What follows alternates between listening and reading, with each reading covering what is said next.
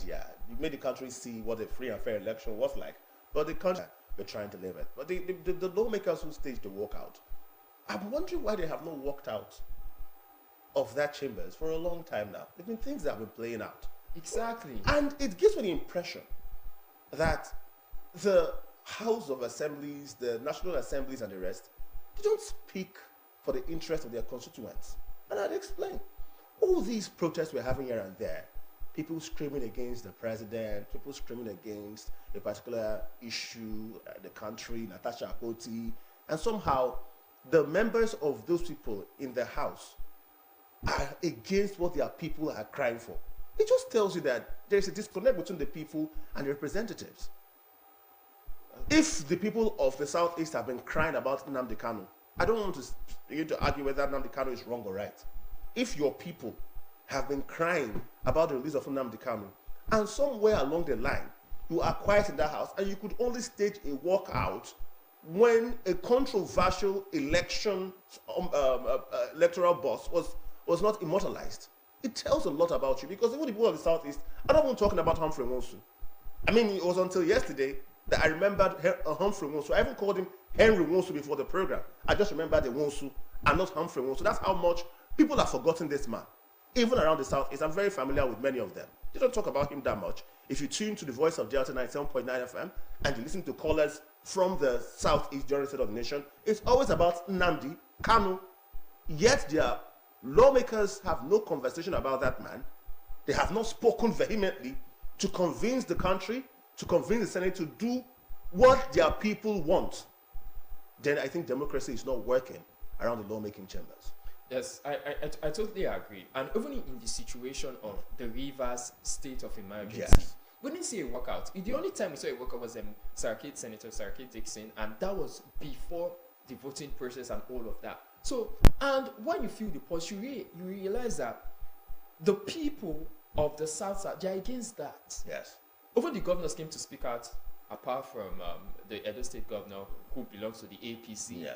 Understandably. Yes, understandably. So, and we saw things like this. Even they voted, we did not feel the anger of the people, of the senators, of our representatives in the National Assembly. Reflecting the people they represent. Yeah. Yes, but when it comes to all of this, and truth is, when I this part of me really died a long time ago, when I understood that bills are sponsored. And to sponsor bill, you need money.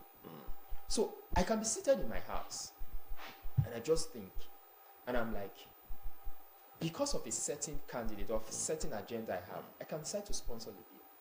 So I look for one senator, one honorable member of the House, and tell him this is what I want, this is what I want. And I tell him, they might call it in the political space lobbying. But when they lobby, they send prayers to emails, as the Senate President will put it. So when you do that, whether, if you are a member in the House, whether your constituents are crying about that, as long as I have sponsored the bill, you bring it up. So it feels like the democratic system of Nigeria is it's not by the amount of people, but the amount of figures, financial figures. That and politicians have said that over and over again. To run for office in Nigeria is very expensive. Very expensive. And that's why, you see, part of what I also loved when we were talking about even the process of the democratic process, majority, and all of that, I've been someone that's always been calling for independent candidacy. Because even to make it through, to emerge as the primary winner of election in your party, only in your party. The lobbying. And the prayers. Let primaries begin. The You start prayers hearing dollars, Yeah. suitcases of dollars flying, not in naira, dollars. So imagine you, a diligent, hardworking, you want to serve your people, you want to serve the nation, but you don't have the monies to give around. You know, the truth is, my candid advice in Nigeria is that this is not the only country where running for a seat is expensive. I'm sure even the US is expensive. But it gets to a point where the people of that country sit back and support a person who is fit enough. So what they do in countries that know how to run businesses, and they have more money than most of our politicians who think that it's just going there for power. They sponsor a person who has the pedigree to become the president or the governor of a particular region. Simple and short. And when they support that person, is to please their businesses, to give them some kind of those sentiments. is on a more civil and corporate level, rather than what we are seeing in this country where you're just putting the person there to embezzle money. If Ogaga, for instance, wants to be the governor of Delta State, and I have a company, I say, okay, Ogaga, this is my company, we work on the roads, and I would like to win those contracts, those biddings, and I begin to support him.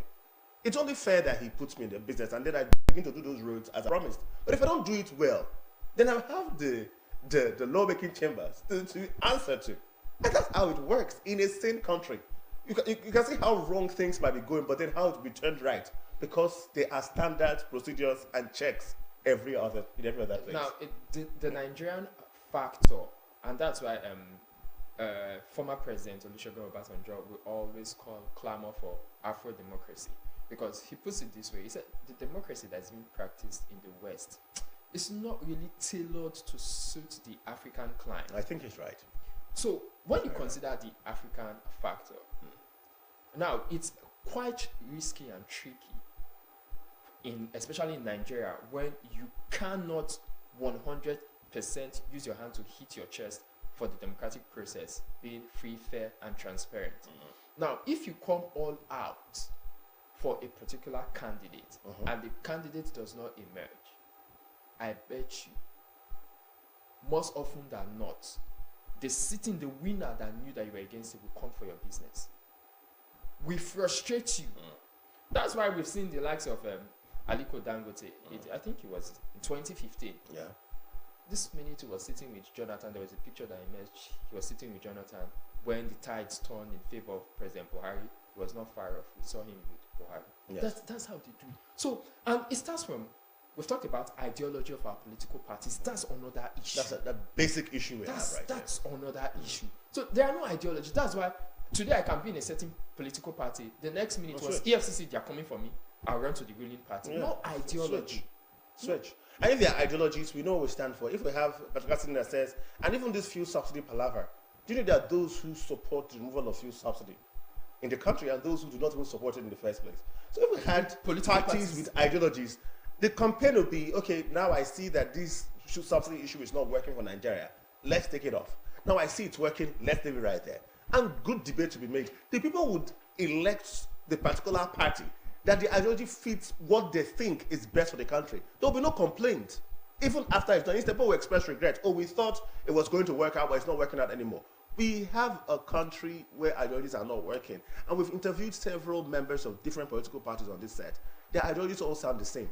It all sounds like the same manifesto of a particular company that says we are here to meet the vision and dreams of our clients. It just sounds alike. Every other sector. It sounds alike. It sounds alike. They're all alike. In fact, they all feel like the same thing. We don't have ideologies of economic